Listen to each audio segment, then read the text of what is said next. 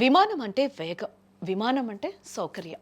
కానీ ఇండిగో విషయంలో మాత్రం విమానం అంటే వేదన.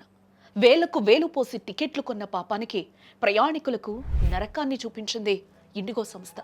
ఎన్నో ఆశలతో ఎయిర్పోర్టుకు వచ్చిన వాళ్ళు చివరికి కన్నీళ్లతో వెనుదిరిగారు. ఆకలి కడుపులు, పెద్దవాళ్ళ ఆర్తనాదాలు, గొంతు ఎండిపోయిన చిన్న పిల్లల ఏడుపులు. నిన్న ఎయిర్పోర్ట్లో కనిపించిన దృశ్యాలు రాతి గుండెనైనా కరిగించేలా ఉన్నాయి. అసలు ఏం జరిగింది? ఎందుకు ఈ ఆవేదన?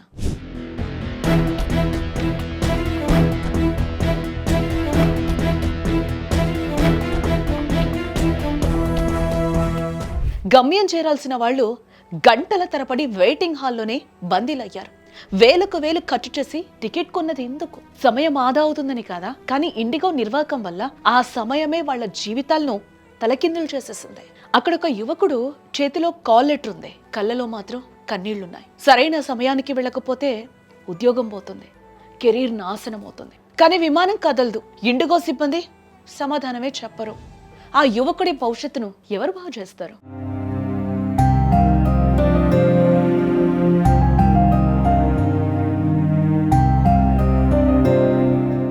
మరొక వైపు చూస్తే గుండె తరుక్కుపోతోంది. అదిగో ఆ కుటుంబం పెళ్లికెళ్ళాలి. బంధువులంతా ఎదురు చూస్తూ ఉంటారు కదా, ముహూర్తం దాటిపోతుంది. అక్కడేమో పెళ్లి బాజాలు మోగాలి. కానీ ఇక్కడ వీళ్ళు ఎయిర్పోర్ట్ గోడలకు తల బాదుకుని ఏడుస్తున్నారు. నా పెళ్లి మిస్ అయిపోతుంది సార్, ప్లీజ్ ఏదో ఒకటి చేయండి అని ఆ పెళ్లి కొడుకు ప్రాధేయపడుతుంటే కనికరించే నాదుడే లేడు. ఒకరిది ఉద్యోగం పోయిన బాధ, మరొకరిది జీవితంలో ఒక్కసారి వచ్చే పెళ్లిని మిస్ చేసుకున్న వేదన. ఇవి కేవలం ప్రయాణంలో ఆటంకాలు కానే కాదు, జీవితంలో కోలుకోలేని ఎదురుదెబ్బలు.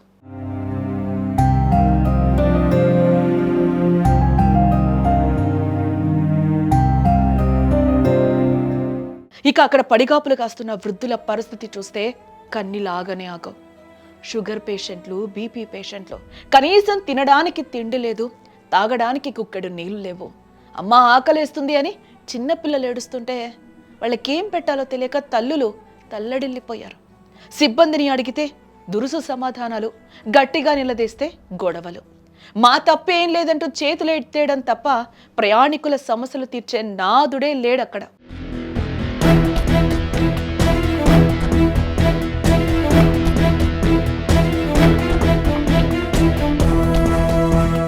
సాంకేతిక లోపమో, వాతావరణమో, కారణం ఏదైనా కావచ్చు కదా.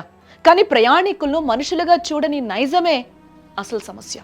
ఉద్యోగాలు పోయాయి, పెళ్లిలాగిపోయాయి, ఆశలు ఆవిరయ్యాయి.